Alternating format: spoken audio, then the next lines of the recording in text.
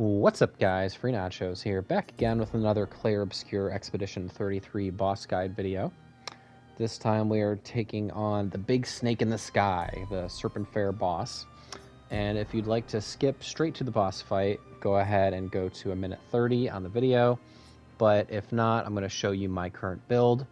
I have Maelle with the Barrier Breaker weapon, meaning every time she attacks an enemy with a shield, she steals the shield for herself. Some other important Pictos I have is Powerful Shield, meaning the more shields I have on me, the more attack power I have. I also turned on Perilous Parry and Combo Attack for my main Pictos. And if you want to just pause the video, I go through all three of my tabs. It's important to have anti-freeze on because in the second phase, this boss will shoot ice at you. But go ahead and pause the video for those offensive, defensive, and support tabs so you can see all of the different Luminas and Pictos I have equipped. So with that being said, let's go ahead and get right into the video.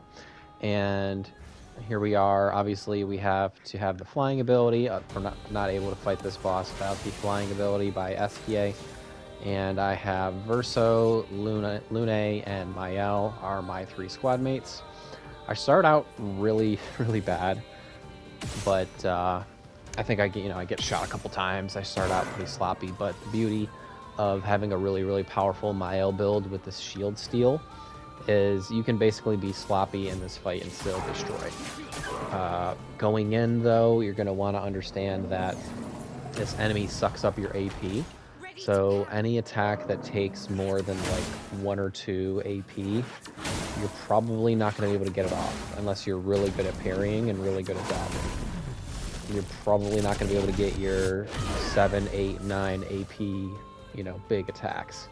So you're going to want to make builds that center around your shots and your base attack. There's my triple combo base attack with Maelle. Did a decent amount of damage actually. And was able to follow up with Verso's base attack, again, because I know I'm not going to have a lot of AP. It reapplies shield to itself. It does a 1 jump. And, well wait, that was just a jump and swipe.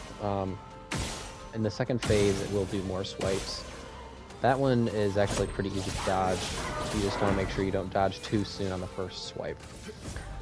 Another thing you can do to get a lot of easy damage is have increased counterattack damage. So every time you do that jump, that jump over counterattack, you can do more damage. When the beast sucks up too much AP, it explodes. Fortunately, I had second chance for Lune, and Verso probably had a shield on at the time, which is why he's still alive. But yeah, that I actually haven't figured out how to dodge. If you guys in the comments have figured out when the exact moment is to dodge that attack where it, self-destructs, please share it in the comments.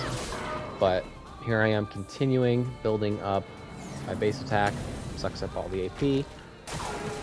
Just really buff your base attack. Again, go ahead and explode again. I was trying to dodge. Verso is now on 1 health. There's one Picto or one Lumina that I use for Verso where it's like if you take fatal damage, you actually stay at 1 health for a time. And Verso is now dead. Usually it does a double slam, I think, but that one it was like a 4 slam. Usually you get that later on in the phase. But that's actually it's pretty easy to parry, and once you're able to do that, you're able to counterattack. Swipe.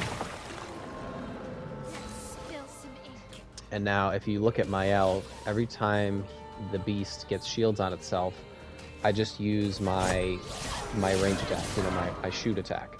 And every time I do that, I steal a shield off, while also increasing my damage, because like I said, that one Lumina I had increases my damage for each shield point on me. These guys can be tricky, but eventually you get the hang of the gradient charge. Obviously, if he has shields on, you're not going to be able to make use of any of those gradient attacks. And then here's the ice attack.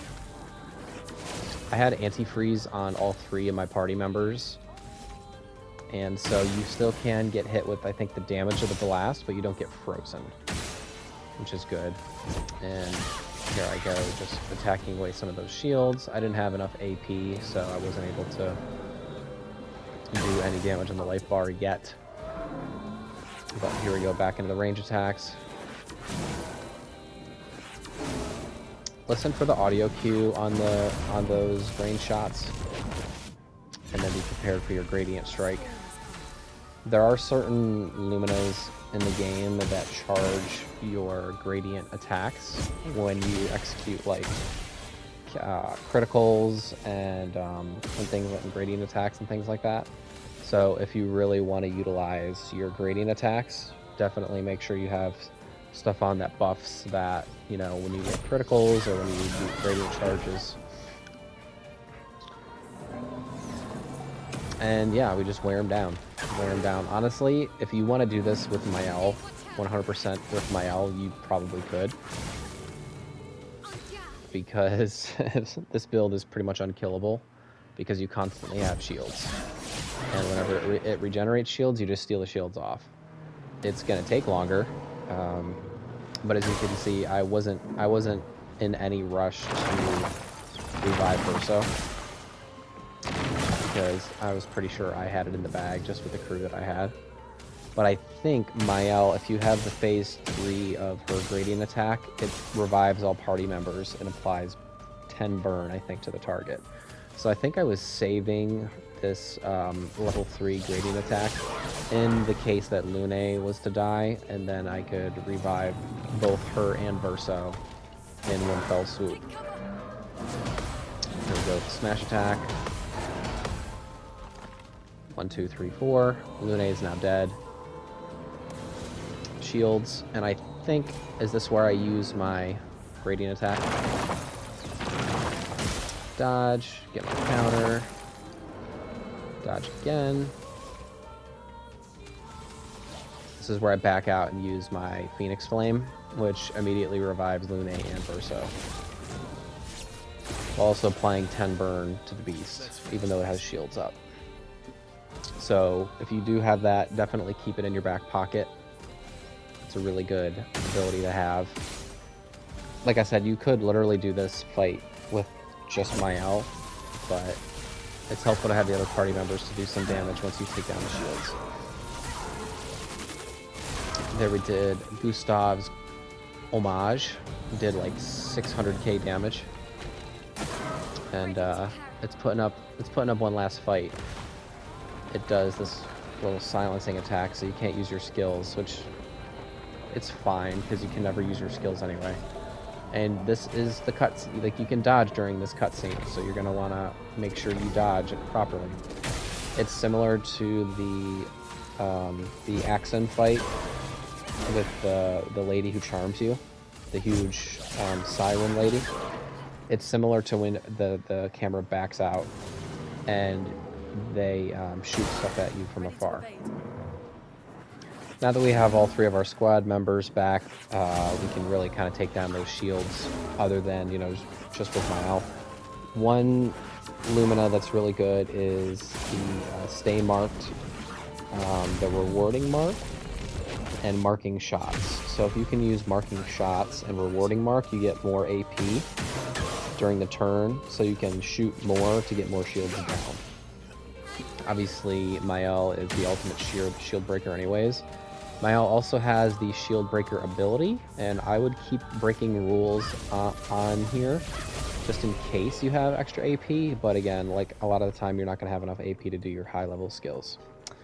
Well, there you have it, guys. We have defeated the big snake in the sky, as it were. Follow me for more Clair Obscur Expedition 33 boss guide videos, and I'll see you on the next one. Bye-bye.